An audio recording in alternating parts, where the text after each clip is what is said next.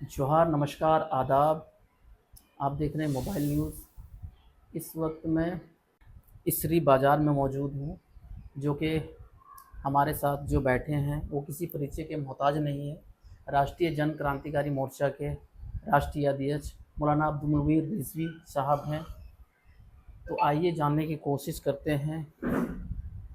अपने दर्शकों को आपके मोबाइल न्यूज़ के माध्यम से उन्हें मैं सबसे पहले आदाब, सलाम, नमस्कार करता हूँ। और हमें उम्मीद है कि सारे दर्शक खैर व खैरियत से होंगे और ये शाद व आबाद रहे। तो सर, जो अभी आप पार्टी जो क्रिएट किए हैं, बनाए हैं, जन क्रांतिकारी मोर्चा, इसका क्या मुख्य उद्देश्य है सर? राष्ट्रीय जन क्रांति मोर्चा का उद्देश्य जिस तरह भारत में जितनी भी राजनीतिक पार्टियां हैं, जी। जो जिस आधार पर सभी पार्टियों को सियासी मान्यता, राजनीतिक हुँ। स्वीकृति के तौर पर पार्टियों का रजिस्ट्रेशन होता है, उसी आधार पर राष्ट्रीय जन क्रांति मोर्चा का भी इलेक्शन कमीशन ने, निर्वाचन आयोग ने जी। इसे मंजूरी दी है। जो सारे लोगों का मकसद है, वही मकसद हमारी पार्टी का भी है। तो जैसे कि अभी हम देख पा रहे हैं घाटशिला उपचुनाव अनकरीब है, तो क्या आप अपना पार्टी का प्रत्याशी उतारना चाहेंगे वहाँ पे? राष्ट्रीय जन क्रांति मोर्चा के तमाम जिम्मेदारों और पदाधिकारियों के बीच बैठ करके इस पर हम लोग निर्णय लेंगे जी। कि इस वक्त जो है वहाँ अपना उम्मीदवार देना उचित है या नहीं। जो राय लोगों से जो है छन कर आएगी, उसी राय पर हम लोग अमल करेंगे। जैसे कि अभी सुनने में आ रहा है कि आप बिहार दौरे में जाना चाह रहे हैं, जाने वाले हैं। तो बिहार जो दौरा आप कीजिएगा, किस पार्टी को लेकर के? ये आपकी जो राष्ट्रीय जन क्रांतिकारी मोर्चा है, उसको लेकर के आप कीजिएगा या फिर डायरेक्ट एमआईएम से आप प्रचार कीजिएगा? मैं बिहार के आम चुनाव में जी।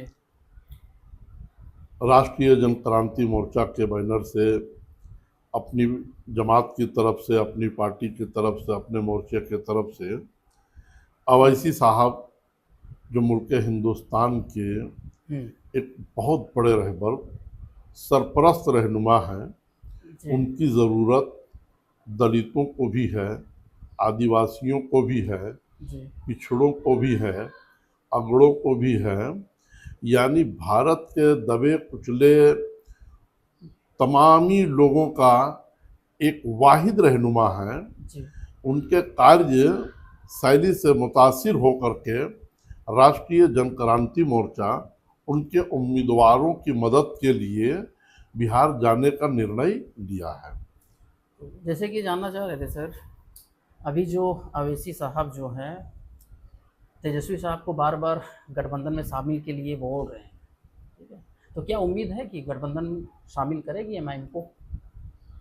देखिए, तेजस्वी साहब एक बड़े कर्मठ और योग्य लीडर के संतान हैं जी। और एक सुलझा हुआ जवान हैं और राजनीतिक में उनको एक बड़ा सपना भी है।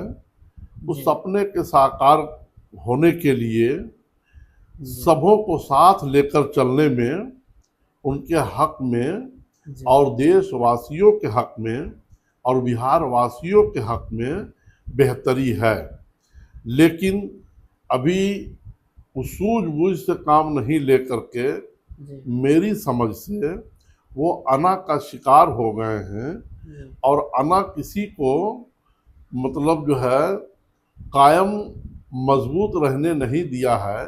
जी। जिस शख्स में अना आ जाए वो फना हो जाता है। जी।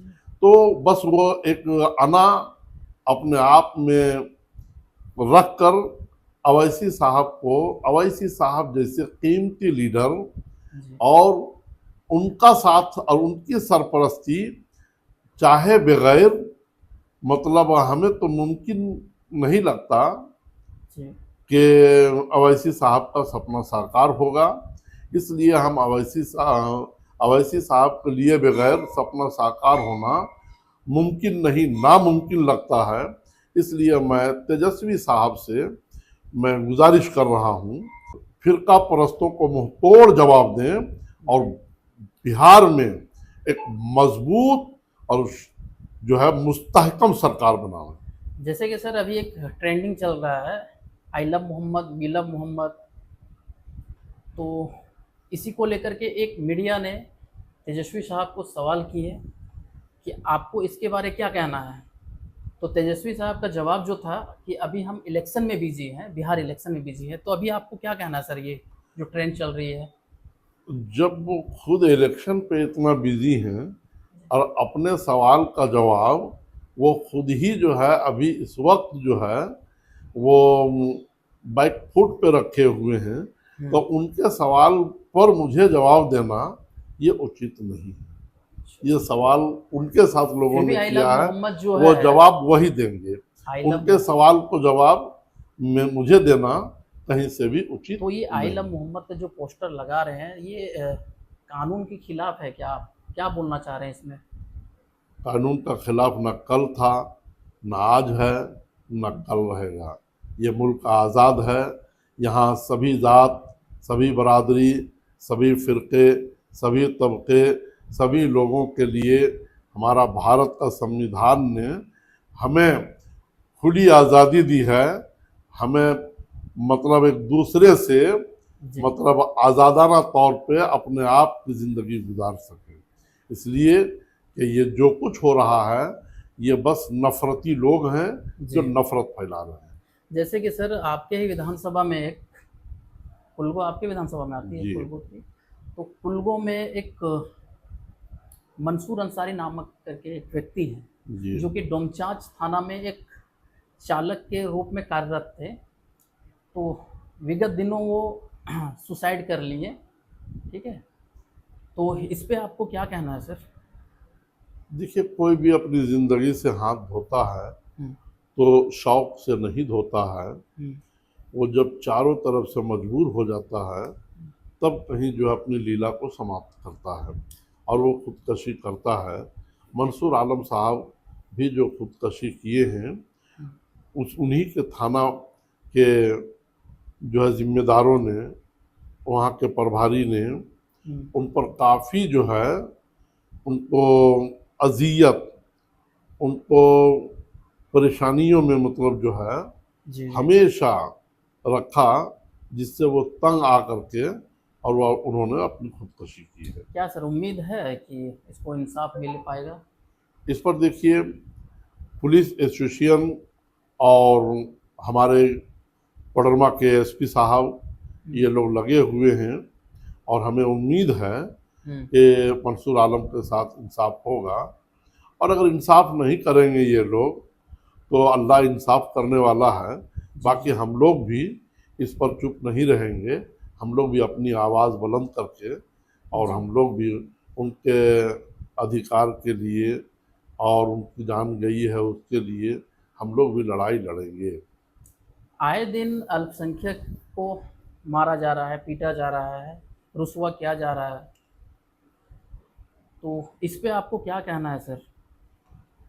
इस पर मुझे क्या कहना है, इस पर हम जिस राज्य में रहते हैं उस राज्य के इज़्ज़त माब आली जनाब हेमंत सोरेन साहब मुखिया हैं और उनके पास जो है पैनी निगाह है। उनकी दूरबीन निगाहें भी ये सारी चीज़ें देख रही हैं। अगर वो वक्त रहते ऐसे नफरती लोगों को भी, लोगों पर अगर लगाम लगाते हैं और सभी जात के लोगों को सुरक्षा अगर दिलाते हैं, हिफाजत करते हैं, तो वो एक अच्छे वज़ीर आला के नाम पर उनका भी नाम शुमार होगा और उनके जाने के बाद भी दुनिया कहेगी जी। कि मुद्दत के बाद होते हैं पैदा कहीं वो लोग, मिटते नहीं हैं दहर से जिनके निशां कभी। अगर उन्होंने सबों को साथ लेकर के और सबों के लिए इंसाफ दिलाने की बात न करते हुए जी। अगर खाली वक्त गुजारी करेंगे, टाइम पास करेंगे, तो आने वाले वक्त में उनको खुद ही इसका खमियाजा वो भुगतेंगे। सर, जैसे कि अभी डुमरी विधानसभा में अल्पसंख्यक वोटरों को क्या आप कुछ कहना चाहते हैं सर? देखिए, अभी डुमरी के अल्पसंख्यक हों या राज्य के अल्पसंख्यक हो, हुँ। अभी यहाँ कुछ कहने जैसा कोई बात ऐसी नहीं है।